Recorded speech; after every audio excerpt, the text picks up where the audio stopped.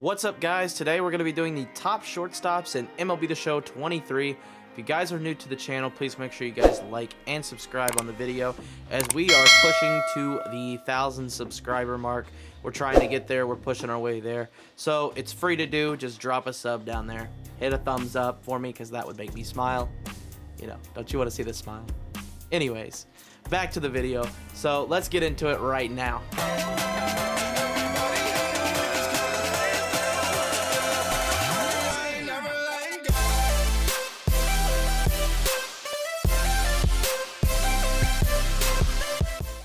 Alright, so leading things off, we have Anthony Volpe.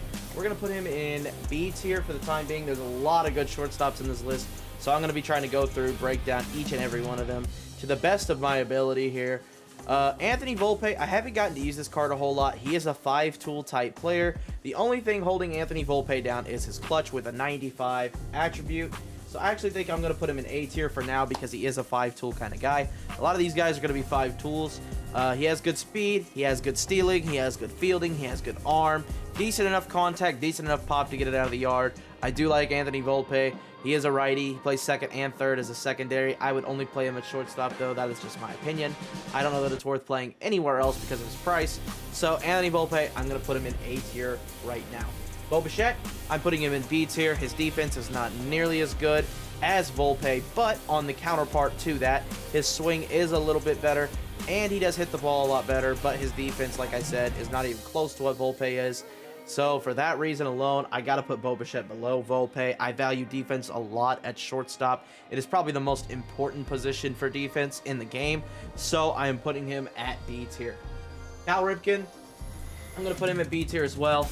I'm not a huge fan of his swing, as I said in the previous video, but I think he is good enough to warrant a B tier rating here.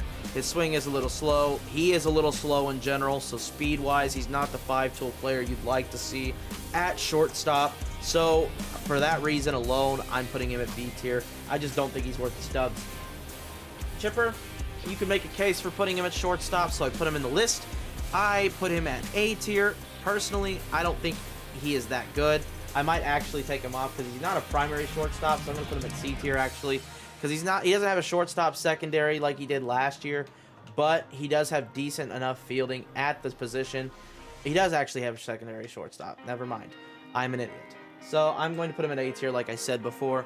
A tier for Chipper Jones just because he is a good shortstop. He could be a good shortstop.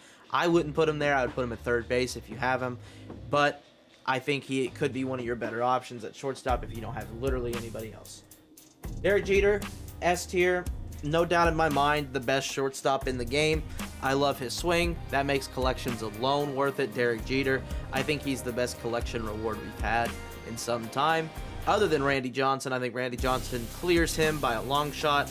But Derek Jeter is a very good collection reward. And his card art is super sick. So I'm putting him there at S tier. Elly De La Cruz, I'm going to put him at B tier. I'm going to put him at C tier in this list. Because honestly, I don't think he's nearly as good as the guys in B tier. Obviously, he's a 5-tool kind of guy. His clutch rating just kills this card. I hate that about the card. But on the bright side, he does have a switch hitting ability. He does have good power from both sides, good contact, decent enough. So that is a perk. So if you're playing on the lower difficulties, I think Elly De La Cruz is severely underrated in this list. But if you're on the higher difficulties, I think this is about accurate. Francisco Lindor, I'm putting him at S tier. Objectively speaking, this card has to be an S tier card. I'm not a huge fan of his swing whatsoever. If you can hit an inside sinker with this card on Legend, you're the greatest human being alive. You keep doing your thing. It's not for me. I don't think I'll ever use Fernando Tatis in the outfield either. So he doesn't play over Jeter, and he doesn't play over anybody in the outfield for me. So it's kind of hard for me to use Fernando Tatis. So I'm not a huge fan, and he has no quirks. So that part kind of sucks.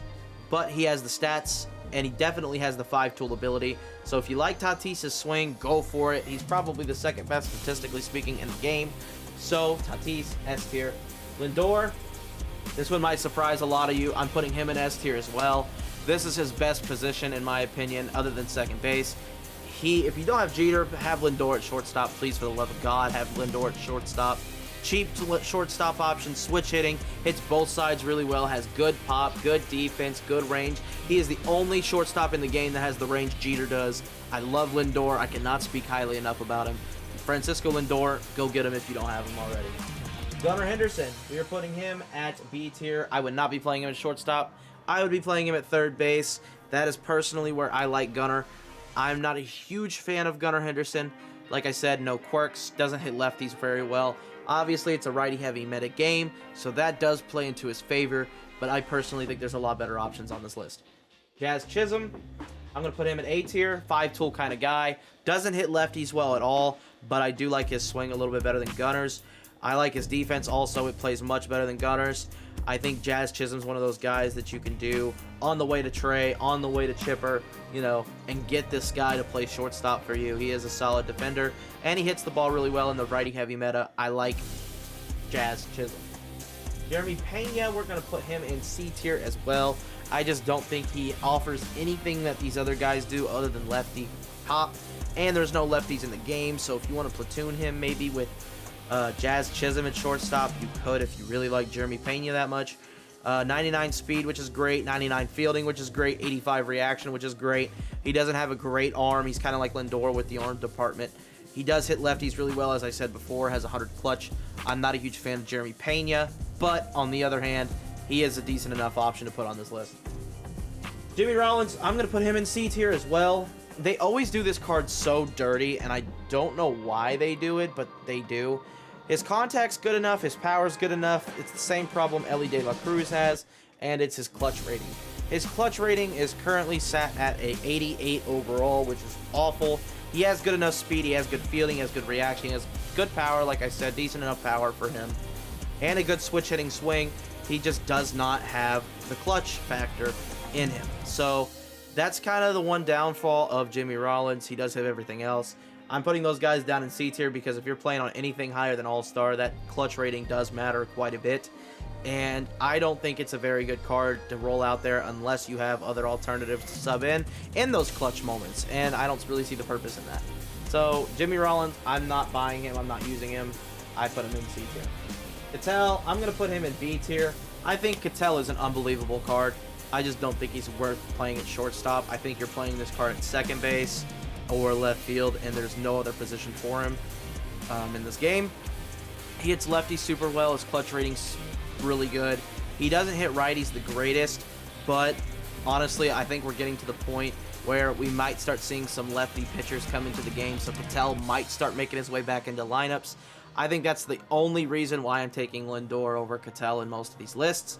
And I love Cattell's swing. I hit really well with Cattell. So it's just tough right now because we don't have much lefties, so there's not much lineup variety as far as hitting lefties and righties goes. Most people are building lefties or switch hitters to hit the righties right now. There's not a lot of lineup variety.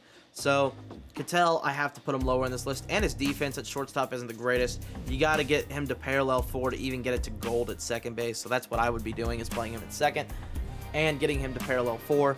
So Ketel Marte, I'm putting him in B tier. Machado, he has the same problem as Ripken in this area. I'm putting him at B tier. I need the speed, and he doesn't have it. If he's not playing third base or first base, the corner infield positions, I don't really know why you would put Machado at shortstop. He's too slow to play there. I personally would not, so that's kind of my opinion. He's too expensive to be doing that anyways. I think there's better options that are higher on the list. So Manny Machado, I'm putting him at B tier. This one's going to come as a surprise to most of you. Ozzy, I'm going to put in A tier. Here's why. I value defense a lot. I value switch hitting a lot. He has good clutch. He has good contact. He has decent enough pop on both sides. Great fielding. He is the next best fielder behind Jeter, and it's not even close. That is very obvious. Decent enough pop, as I said. Good speed, good stealing, switch hitting shortstop. What more can you ask for from a guy? I really like Ozzie Smith. He has a good swing too. So Ozzie's severely underrated in this game, I feel like. I feel like he belongs in A tier, so that's where I'm putting him. Trey Turner, he is also going to go in S tier. He has good enough defense to play the shortstop position. Personally, I would be playing him in center field or second base. That is just me, though. If you have collections done in Jeter, that's what I would do. Trey Turner, I've talked about him in previous videos. I'm going to keep talking about him. His swing is great. His quirks are great. He has good enough defense to get by. His speed makes up for his defensive stats. I love Trey Turner. He's a classic. He's a favorite to everybody in the MLB The Show community for a reason, and that is the reason. His swing is really good. He does everything well, and there's nothing to really hate about the card. So Trey Turner, S tier. Go get him if you can. Wander Franco, we're going to put him in D tier. Switch hitter, that's about all he brings to the table. Good defense. I'm not a huge fan of this card. When he gets a really good card, he will be really good. Don't get me wrong.